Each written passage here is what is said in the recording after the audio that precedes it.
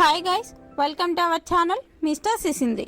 Big Boss Telugu season 8లో underestimate కంటెస్టెంట్గా Bigg Boss హౌస్లోకి ఎంట్రీ ఇచ్చిన నాగమణికంట తొలి వారం ఎమోషనల్ అవ్వడంతో ఎక్కువ రోజులు ఉండడేమో అని భావించారు. కానీ రెండో వారం తన ఫోకస్ మొత్తం గేమ్పై పెట్టి లక్ష్యం వైపు అడుగులు వేస్తున్నాడు. తాను పోటీ చేస్తే ప్రతి టాస్క్లో గెలవాలనే దృఢ సంకల్పంతో కదులుతున్నాడు. ముఖ్యంగా ఫుడ్ టాస్క్లో అయితే మణికంఠ వేరే లెవెల్లో గేమ్ ఆడాడు అని చెప్పవచ్చు. మొత్తంగా మణికంఠ గేమ్పై నాగార్జున ఏం మాట్లాడారో ఇప్పుడు చూద్దాం. వీకెండ్ కావడంతో బిగ్ బాస్ స్టేజ్ మీదకి వచ్చిన హోస్ట్ నాగార్జున హౌస్లో ఉన్న మణికంఠతో మాట్లాడుతూ, సూపర్గా ఆడుతున్నావు మణికంఠ, నీ గేమ్ చూస్తుంటే అలాగే చూస్తూ ఉండిపోవాలని ఉంది. గత వారం నువ్వు ఉన్న విధానానికి ఈ వారం నువ్వు ఉన్న విధానానికి అసలు సంబంధమే లేదు. నీలో కామెడీ యాంగిల్ కూడా చాలా బాగుంది అంటూ ప్రశంసించాడు. ఇక ఫుడ్ కోసం జరిగిన 2 టాస్కుల్లో నీ వంతు ప్రయత్నం అయితే చేశావు. ముఖ్యంగా వస్తువుల పేర్లు చెప్తే తీసుకువచ్చే టాస్క్లో ఖచ్చితంగా విన్నర్ నువ్వే. ఆ టాస్క్లో యష్మి సంచాలక్గా తప్పు చేసింది.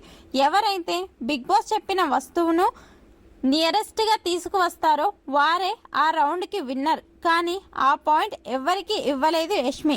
అది మీ ఫుడ్ మీద ప్రభావం చూపింది.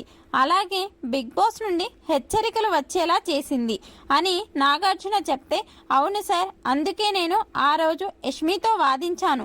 నేను గత సీజన్స్ను కొన్ని చూశాను. అప్పుడు ఎవరూ కూడా ఇలాంటి నిర్ణయం తీసుకోలేదు. అలాగే ఆ టాస్క్లో మరమరాలని ఖచ్చితంగా ఎవరు తీసుకొని వస్తారు సార్?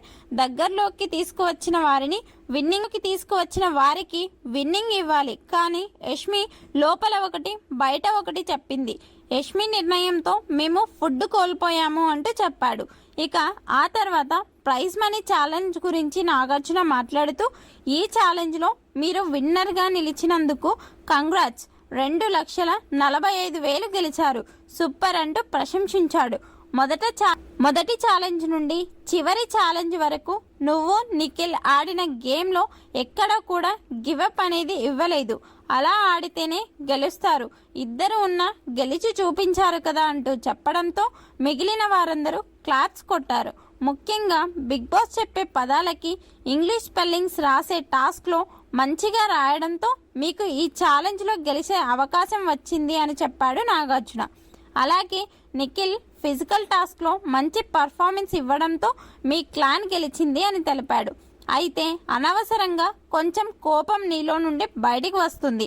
అది అవసరం అయినప్పుడు మాత్రమే బయటికి తీసుకొని వస్తే నీ గేమ్కు చాలా బాగా హెల్ప్ అవుతుంది. కాబట్టి అదొక్కటి కొంచెం తగ్గించుకుని గేమ్పై ముందుకు అడుగులు వేస్తే నువ్వు అనుకున్న లక్ష్యం చేరుకుంటావు అంటూ మంచి బూస్టప్ ఇచ్చే మాటలు మాట్లాడాడు నాగార్జున. మొత్తంగా మణికంఠతో నాగార్జున మాట్లాడిన ఈ మాటలపై మీ అభిప్రాయాన్ని కామెంట్స్ రూపంలో తెలపండి. ఈ వీడియోకి ఒక లైక్ చేసి షేర్ చేయండి. Please subscribe our channel mister సిసింద్రి.